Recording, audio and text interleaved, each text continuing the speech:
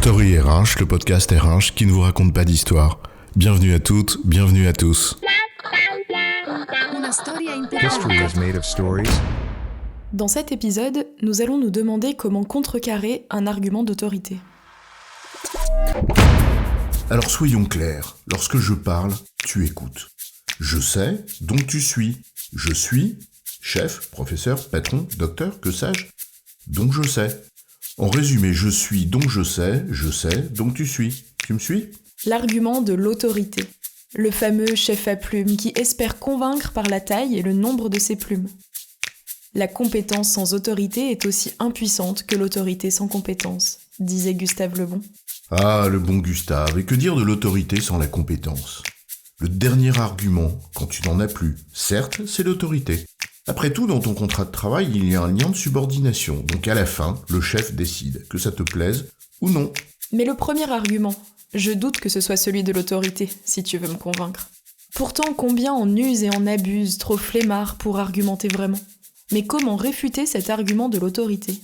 J'ai bon chef ? C'est quoi l'histoire ? Chef, j'ai l'impression qu'on se mélange les crayons, là. J'ai bon chef, c'est la fin de l'histoire. Sauf quand le titre du podcast, c'est précisément « J'ai bon chef ». Parce qu'au lieu de m'asséner ta vérité parce que tu es chef, je te demande de m'en raconter l'histoire. Juste histoire d'argumenter, chef. L'argument d'autorité, c'est vieux comme le monde. Et ce n'est pas le monopole du chef. En fait, il s'agit de convoquer celle ou celui qui, par son statut, que ce soit celui du sachant ou celui de la vedette du coin, en impose aux autres. Et comme il ou elle en impose, on prend ses dires pour argent comptant. Ce n'est pas moi qui le dis, c'est Albert Einstein. Là, ça fait mouche. Le gars, il n'était pas trop bête, il me semble, et en plus, il était scientifique, donc difficilement réfutable. Toute la force de l'argument de ce type vient à la fois de la qualité de la personne, l'entreprise ou l'institution qu'on convoque, aux yeux de celles et ceux à qui on s'adresse. Ce n'est donc pas seulement l'expert ou le sachant reconnu, mais celui ou celle qui est reconnu par le public concerné. Quelle qu'en soit la raison d'ailleurs. Les influenceurs, par exemple. Ou la star à laquelle tu t'identifies, c'est la vie de machin chose, grand joueur de tennis, quand tu t'adresses à des passionnés de tennis, même si machin chose parle d'autre chose que de tennis. La question est donc simple. Ce qui fait autorité à mes yeux n'est pas forcément autorité en soi. Et voilà tout le débat. Convoquer Einstein pour parler de science, ça ne fait aucun débat.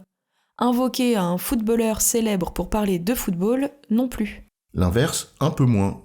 Donc cela signifie que si l'autorité qu'on utilise a peu de crédit auprès de celles et ceux auxquels tu t'adresses, même si cette autorité est éminemment reconnue par d'autres, ça marche pas. C'est notamment là tout le problème du statut hiérarchique, ou du grade, qui ne te donne pas, de fait, une quelconque autorité. Pour avoir quelque autorité sur les hommes, il faut être distingué d'eux. Voilà pourquoi les magistrats et les prêtres ont des bonnets carrés, écrivait Voltaire. Les plumes, encore les plumes, les perruques et les jabots. S'il fallait être compétent pour être chef, ça se saurait, non ? Je blague. Heureusement, il y en a qui sont aussi compétents. Un chef. Pourtant, on le disait, le recours au statut comme argument en entreprise, c'est malheureusement fréquent. On impose souvent au lieu d'embarquer. La pub fait ça très bien aussi, quand on prend une vedette pour porter une marque ou un produit. Alors ne restons pas bras ballants.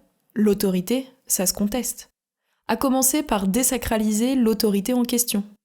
Tu vois, du genre, j'ai bon chef ?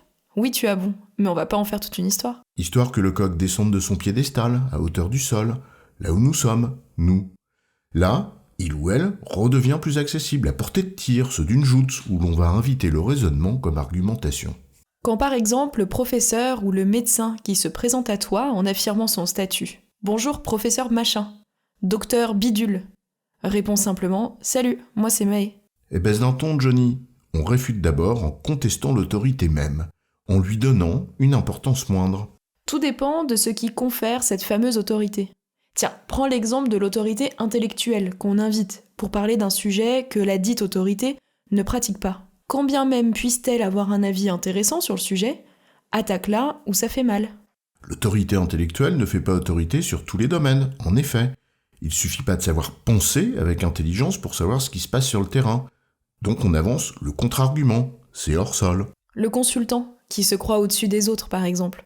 À force de se croire au-dessus des autres, il s'éloigne de la réalité du terrain. Au fond, si j'ose dire, La seule véritable réponse, elle est très simple.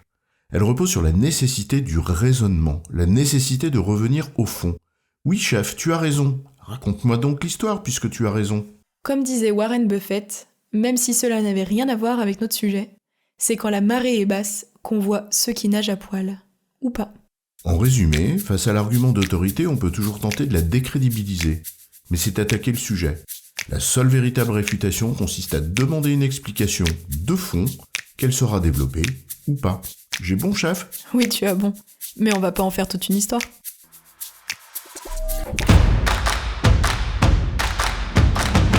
Story RH, le podcast RH qui ne vous raconte pas d'histoire. Retrouvez tous les épisodes sur storyrh.fr.